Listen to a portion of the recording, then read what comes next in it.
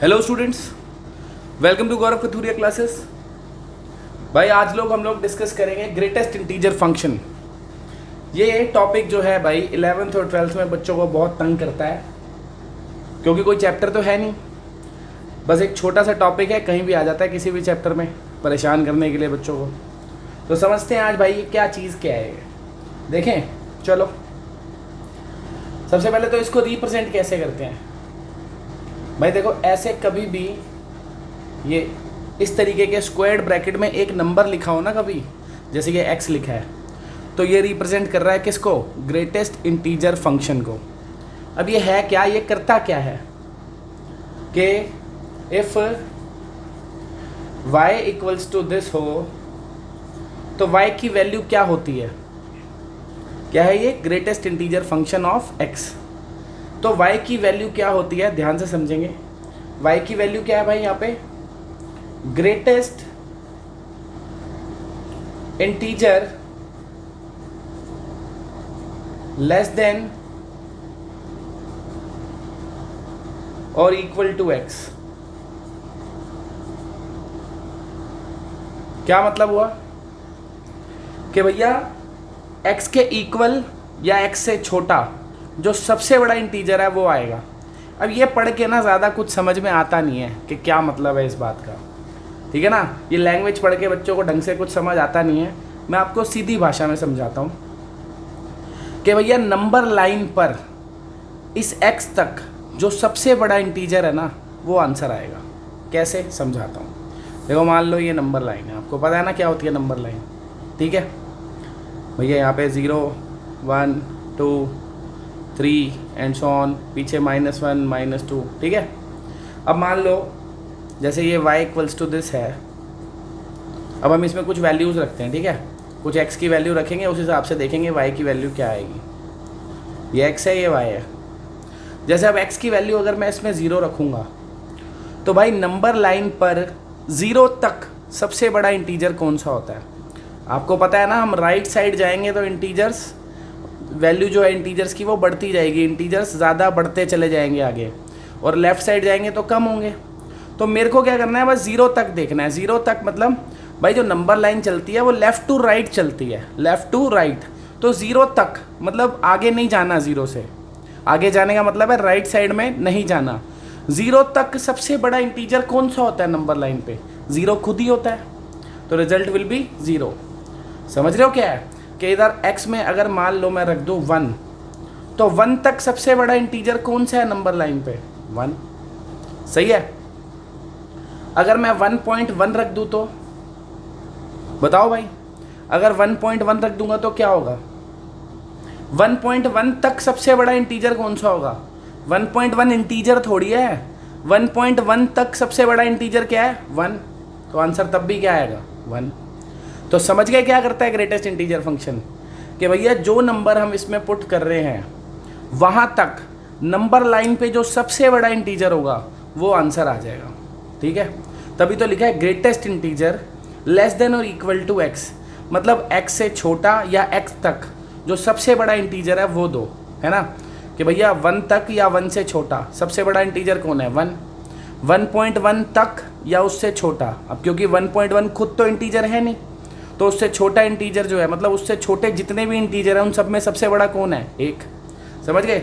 जैसे अगर हमने 1.9 पुट किया, बच्चे सोचते हैं इसको राउंड ऑफ कर दिया, नहीं नहीं, 1.9 तक सबसे बड़ा इंटीजर कौन सा है भाई? भाई 1.9 तक पूछ रहा है ना, तो आगे थोड़ी जाऊंगा उससे। 1.9 यहाँ कहीं होगा ना, उससे आगे तो नहीं जाऊंगा। तो 1.9 तक सबसे बड़ा इंटीजर कौन सा है? 1। समझ गए। तो अब तुम्हें सीधी भाषा में समझा देता हूँ ये क्या होता है ना। देसी भाषा में क्या मतलब है कि अगर तो आप इसमें इंटीजर डालोगे तो इंटीजर ही आ जाएगा, कलेश ख़त्म। क्या करोगे? इंटीजर डालोगे तो सीधा इंटीजर आएगा भाई। 2 डालोगे तो 2 आएगा, 0 डालोगे तो 0 आएगा, -1 डालोगे तो -1 आएगा। इंटीजर वैल्यू कभी भी पुट करोगे इंटीजर आएगा। बट अगर आपने नॉन इंटीजर वैल्यू डाली, कोई फ्रैक्शन वाली वैल्यू, कोई डेसिमल वाली वैल्यू डाली जिसमें डेसिमल आता हो, जैसे 2.3, आएगा तब भी इंटीजर, आएगा तब भी इंटीजर, बस उससे नियरेस्ट जो छोटा, जो उसके पास में इंटीजर है उससे छोटे वाला।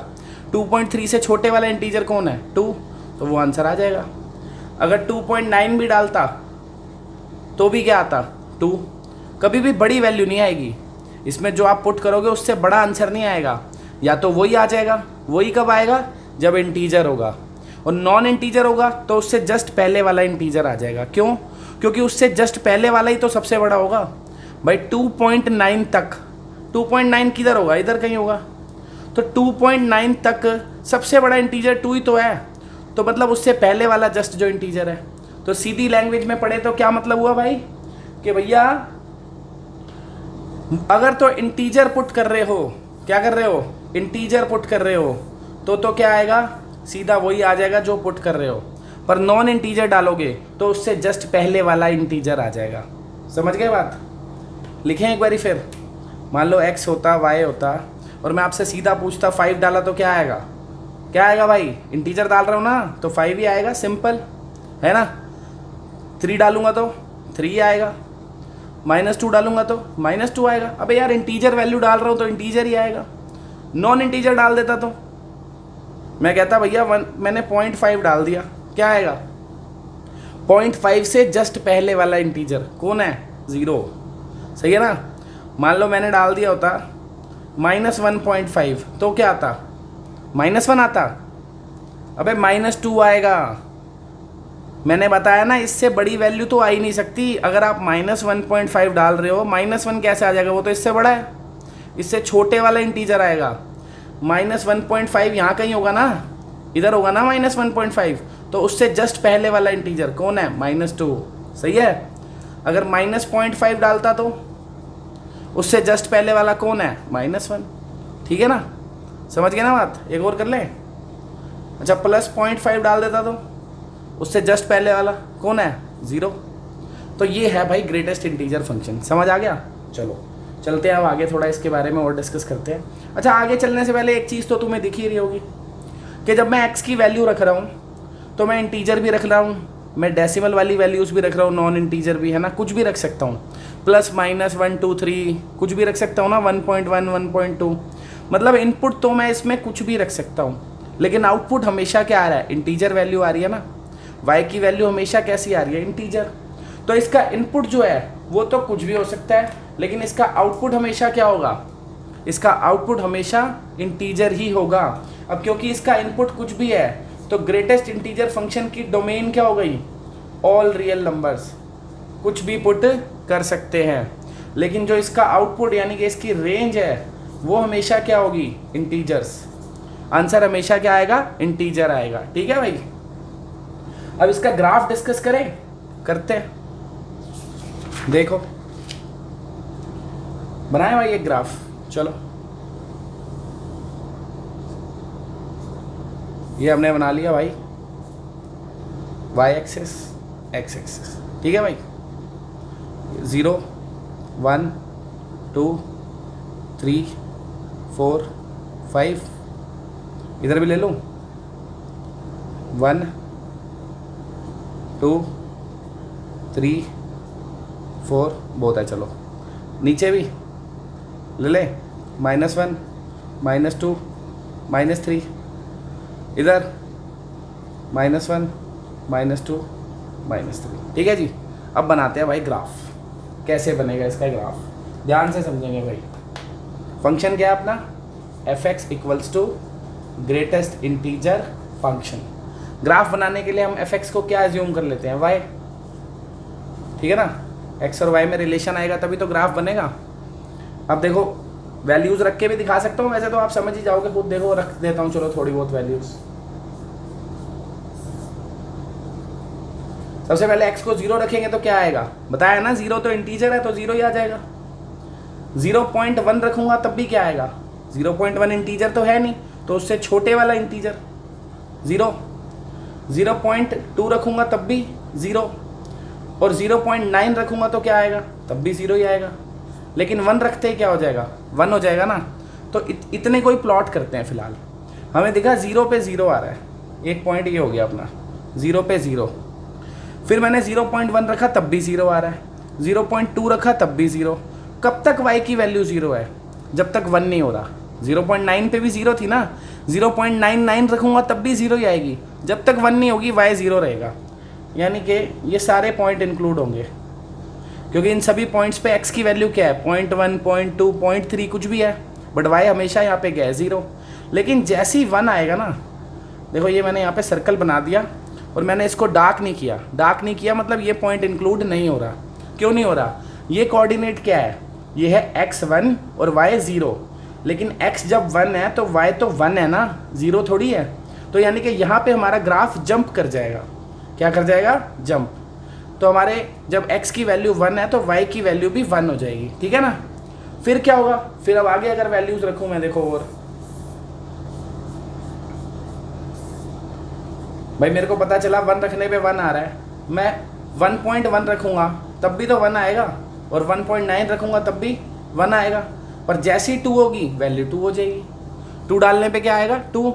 तो मेरे को पता है y की वैल्यू 1 कब तक रहेगी? जब तक x 2 नहीं हो जाता। मतलब x बढ़ता रहेगा थोड़ा थोड़ा, लेकिन y हमेशा 1 रहेगा। कब तक?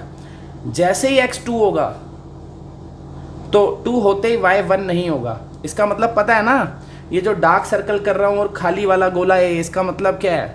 डार्क वाले का मतलब है ये पॉइंट इंक्लूड हो रहा है कि when x is 1 y is 1, but when x is 2 y is not 1। y क्या होगा जब x 2 है? तो y भी 2 है, तो यहाँ पे हमारा ग्राफ जंप करेगा।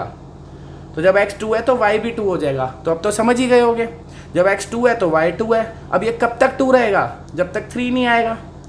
3 आते ही जंप करके क्या हो जाएगा? 3 हो जाएगा, ठीक है ना। फिर कब तक 3 रहेगा?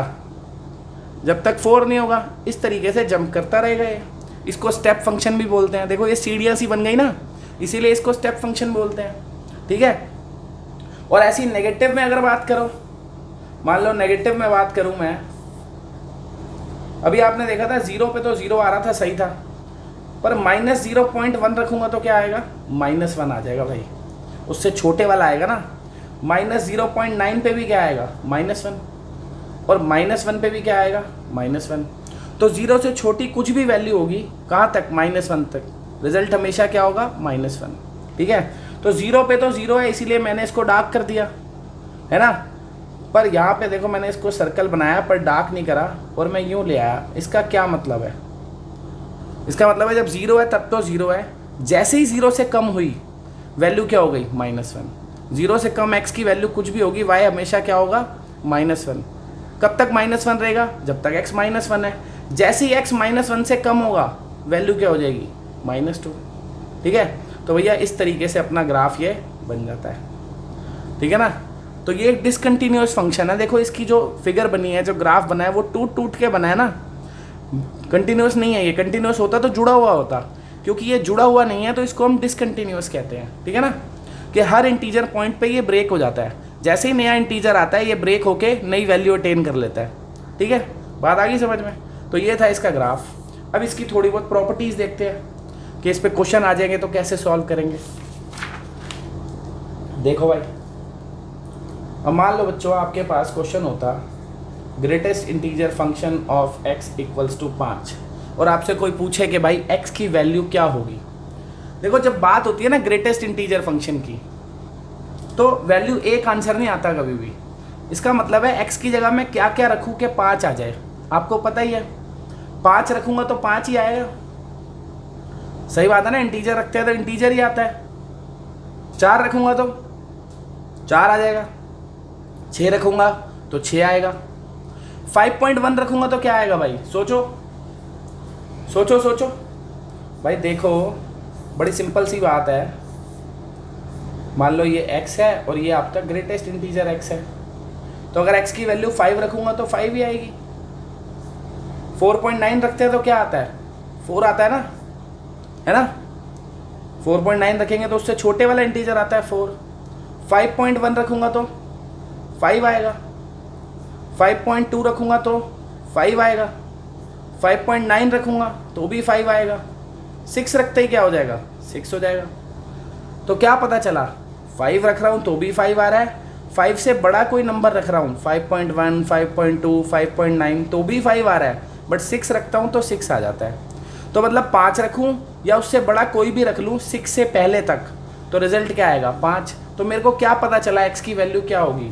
कि भैया x की वैल्यू या तो 5 होगी और उसके इक्वल होगी, या उससे बड़ी होगी, लेकिन 6 से छोटी होगी, क्योंकि 6 होते ही वैल्यू क्या आ जाएगी 6, लेकिन मुझे तो 5 चाहिए।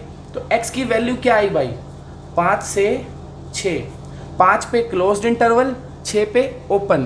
क्लोज मतलब 5 तो रख सकते हैं क्योंकि 5 रख के 5 आएगा, 5 से बड़े नंबर 5.1 5.2 सब रख सकते हो, 5 ही आएगा।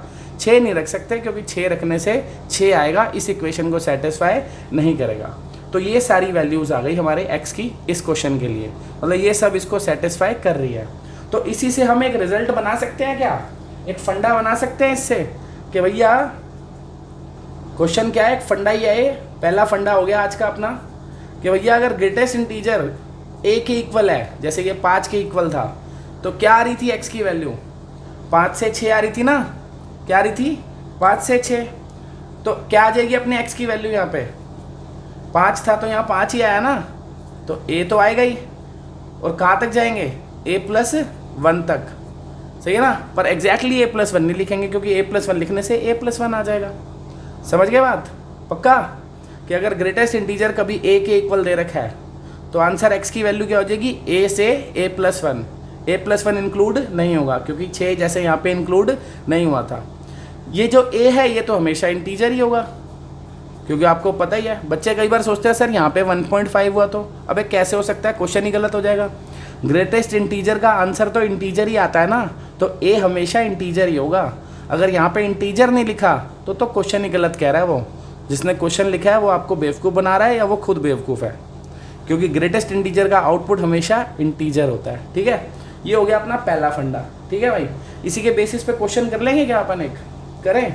देखो मान लो क्वेश्चन होता है ऐसा, कोई इसमें लंबी चौड़ी बात नहीं है, x+2 7 के इक्वल है, ये कह रहा है भाई x की वैल्यू निकालो। तो आपको पता तो है, अभी तो बताया, अगर ग्रेटेस्ट इंटीजर a के इक्वल है तो भैया x की वैल्यू क्या होगी, क्या होगी x की वैल्यू। अच्छा इसको यूँ भी तो लिख सकते थे हम, जो ऊपर वाला है इसको लिख सकते थे ना a से a+1, है ना। तो यहाँ पे क्या लिख लेंगे, अब इसको क्या लिख लेंगे, greatest integer of this is 7 है ना, तो यानी कि इसकी जो वैल्यू होगी x+2 की वो क्या होगी 7 से लेके कहाँ तक 8 तक, 8 नॉट इंक्लूडेड, है ना। तो अब क्या करेंगे 2 माइनस कर दो, इधर 2 माइनस करेंगे तो 5, इधर 2 माइनस करेंगे तो 6, तो पता चल गया x की वैल्यू क्या होगी 5 से 6, कि भैया 5 से 6 तक, 5 इंक्लूड कर रहे हैं 6 नहीं कर रहे, कोई भी वैल्यू इसमें रखूँगा आएगा क्या 7। हो गया क्वेश्चन। तो ये था अपना पहला फंडा आज का। क्या पहला फंडा था कि कभी भी ग्रेटेस्ट इंटीजर फंक्शन a के इक्वल हो तो x की जो उसके अंदर जो फंक्शन लिखा है उसकी वैल्यू हमेशा क्या होगी a से लेकर a+1 तक, a included a+1 not included. ठीक है, चलो सेकंड फंडा देखते हैं भाई आज। सेकंड फंडा गया अपना, अब ये तो इक्वल में आ गया ना चक्कर, अब इनइक्वालिटीज़ पे चलेंगे भाई। किस पे चलेंगे, इनइक्वालिटीज़ पे। तो सेकंड फंडा आज हमने पढ़ना है कि अगर greatest integer less than a हो तो a की इसकी x की वैल्यू क्या होगी। देखते हैं यहाँ पे, समझते हैं पहले। मान लो क्वेश्चन होता है आपके पास दिस लेस देन 5, कि इसमें क्या डालूँ कि 5 से कम आए। आप खुद भी सोच सकते हो क्या डालोगे कि 5 से कम आए, कोई बहुत लंबी चौड़ी बात थोड़ी है भाई, खुद भी सोच सकते हो। देखो ये मान लो x है और ये ग्रेटेस्ट इंटीजर x है, 5 डालूंगा तो क्या आ जाएगा 5 ही आ जाएगा। अब 5 डाल के तो 5 आ गया, 5 से कम थोड़ी होता है, मेरे को तो 5 से कम चाहिए ना, तो मतलब 5 तो नहीं डाल सकता, ये तो गलत हो गई वैल्यू। अगर मैं 5 से छोटा कोई नंबर डालता 4.9 तो क्या आता 4 आता, सही है। अब कोई भी छोटा नंबर डालूंगा तो छोटा ही आएगा, 4.1 डालूंगा तो 4 आएगा, 4 तो 4, और नीचे जाऊंगा तो छोटे ही आएंगे। तो मेरे को पता चल रहा है 5 डालूंगा तो 5 ही आ जाएगा, जो कि इससे छोटा नहीं है। छोटे नंबर कोई भी डालूंगा 5 से तो सही है, रिजल्ट 5 से छोटा ही आएगा। तो ये तो बड़ा सिंपल हो गया कि भैया ये 5 से छोटा तभी होगा जब x 5 से छोटा होगा, सही बात है ना। तो इससे मेरे को पता चला कि x खुद भी 5 से कम होना चाहिए। अगर x इसमें 5 से कम डालूंगा तो रिजल्ट भी 5 से कम ही आएगा। तो ये तो कुछ चेंज ही नहीं हुआ, बड़ी सिंपल हो गई कि कभी भी greatest integer less than a है तो सीधा x क्या होगा लेस देन a, चाहे तो यूँ लिख लो x सीधा क्या हो जाएगा -∞ से 5 हो गया ना यहाँ पे, 5 से छोटा। तो यहाँ पे भी क्या करेंगे हम, अब कि अगर x लेस देन ए है तो x की वैल्यू क्या, मतलब ग्रेटेस्ट इंटीजर लेस देन ए है तो सीधा x की वैल्यू क्या होगी भाई, माइनस इन्फिनिटी से a, और x इज माइनस इन्फिनिटी से a, ख़त्म। सही है, ये हो गया दूसरा फंडा। अब तीसरा फंडा देखें। तीसरा क्या है भाई, मान लो यहाँ पे होता लेस देन और इक्वल टू ए, फिर क्या होता बताओ। अगर लेस देन और इक्वल टू ए होता तो क्या करते भाई, अब दिमाग लगा सकते हो। इधर सिर्फ लेस देन ए था, इधर क्या है, लेस देन और इक्वल टू ए। इस बार ए आए तो भी चलेगा। इसी में सोचो, इसी वाले में मान लो यहाँ पे मैं इक्वल भी लगा दूँ तो अब ये 5 वाला चलेगा क्या, 5 डालूंगा तो 5 ही तो आएगा। सही है, तो ये इस बारी अब गलत नहीं है, इस बारी ये सही है। तो भाई इसको इस बारी सही कर दो। तो 5 भी चल रहा है, 5 डाल रहे हैं तो 5 आ रहा है ना, और 5 5 के इक्वल तो होता ही है। सही है, छोटे वाले भी चलेंगे ही, क्योंकि छोटे डालूंगा तो छोटे नंबर आएंगे, वो भी सही है। लेस देन 5 ही तो है, 4.9 से 4 आ रहा था, 4 लेस देन 5 है, सही है। 5 से भी सही आ रहा है। अच्छा 5.1 डालूँ तो 5.1 डालूंगा तो क्या होगा भाई, 5 आएगा, ये भी सही है, इक्वल ही तो है, बढ़िया हो गया तो, है ना। थोड़ा सा नीचे बना लो यहाँ पे, ये x, ये ग्रेटेस्ट इंटीजर। अच्छा 5 डाल रहे थे तो 5 आ रहा था, सही था ना। छोटे वाले डाल रहा था तो पता ही है छोटा ही आ रहा है, सही है वो भी। 5.1 डालूंगा तो भी 5 आएगा, बढ़िया है, इक्वल तो है ही। 5.9 डालूंगा तो भी 5 आएगा, बढ़िया है। 6 डालते ही क्या हो जाएगा, 6, गड़बड़ हो गई। मेरे को तो क्या चाहिए था, या तो 5 से छोटा हो या 5 के इक्वल हो, ये तो 5 से ज़्यादा आ गया, तो मतलब 6 नहीं चलेगा, 6 नहीं चलेगा। तो इस बारी क्या पता चला, पिछली बारी क्या पता चल रहा था कि भैया 5 से छोटे ही रखने हैं, लेकिन इस बार पता चला जब इक्वल यहाँ लग गया तो 5 भी रख सकता हूँ, उससे छोटे भी रख सकता हूँ, 5 से बड़े भी थोड़े बहुत रख सकता हूँ। कहाँ तक, जब तक 6 नहीं आ रहा, जब तक 6 नहीं आ रहा, तो जब तक 6 नहीं आ रहा तो भैया 6 आते ही क्या होगा, मतलब मैं अगर यहाँ से आपको देखूँ कि वैल्यू क्या हो जाएगी अपनी,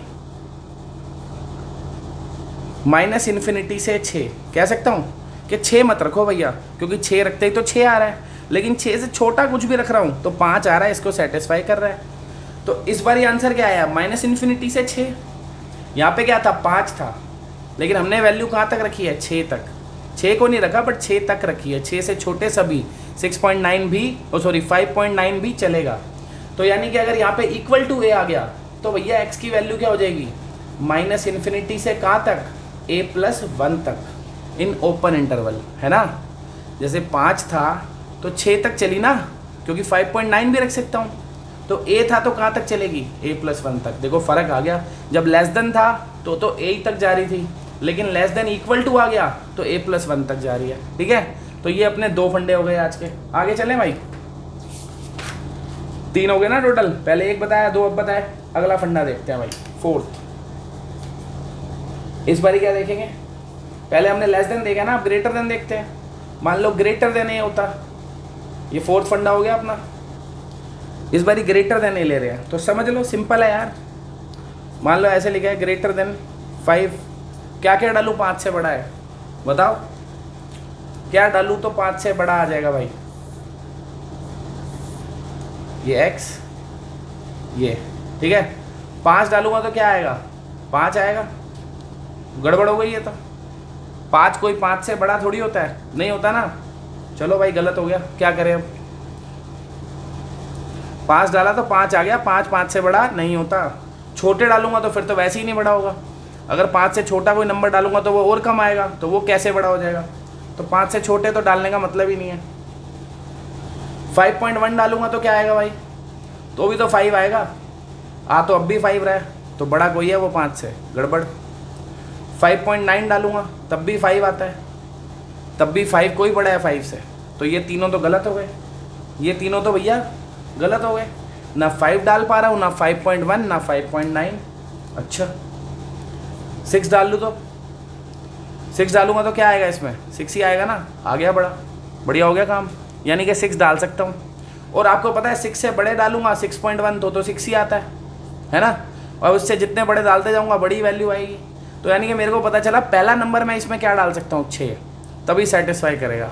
और फिर 6 से बड़े तो सभी डाल सकता हूँ। तो भैया पता चल गई बात कि ये 5 से बड़ा तभी होगा जब इसमें कौन से नंबर डालूंगा, बताओ, जब इसमें कौन से नंबर डालूंगा, बोलो। 5 डाल सकता हूँ? नहीं। 5 से बड़े ये डाल सकता हूँ? नहीं, ये भी नहीं। 6 से शुरू करने हैं इसका मतलब। तो वैल्यू आ गई 6 से ऊपर, यानी कि 6 से इन्फिनिटी। चाहो तो ऐसे लिख लो, x greater than equal to 6, सही है। ऐसे भी लिख सकते हो इन्फिनिटी, नहीं भी लिखोगे यार, अगर सिर्फ ग्रेटर देन इक्वल टू 6 इतना भी लिख के छोड़ दोगे तो वो पता ही है इन्फिनिटी तक जा रहा है। तो ये हो गया ना, पहला फंडा समझ आ गया। तो आपको पता चला कि ये 5 से बड़ा तभी आएगा जब वैल्यू 6 या 6 से बड़ी रखोगे। तो ये a से बड़ा कब आएगा? 5 से बड़े के लिए क्या देखा? 6 से इन्फिनिटी ना। तो a से बड़े के लिए क्या देखोगे? उससे अगले नंबर से शुरू करूँगा ना, तो उससे अगला नंबर कौन होगा? a+1। तो मेरे को पता चल गया कि भैया x की वैल्यू क्या होनी चाहिए? Greater than equal to a+1। इसी बात को हम यूँ भी लिख देते हैं, कहाँ से? a+1 से इन्फिनिटी, सही है ना। ऐसे लिख लो, ऐसे लिख लो, बात तो एक ही है। ये 4th फंडा हो गया। 5th फंडा देखें, अब क्या करेंगे 5th फंडे में? इस बार इक्वल लगा देंगे, सही है। चलो अब इक्वल वाले में क्या होगा भाई, बताओ। मान लो इस बार ही अपना क्वेश्चन होता, नया क्वेश्चन होता, ये ग्रेटेस्ट इंटीजर ग्रेटर देन और इक्वल टू 5, तो क्या क्या चलता? दोबारा बनाऊं? देखो,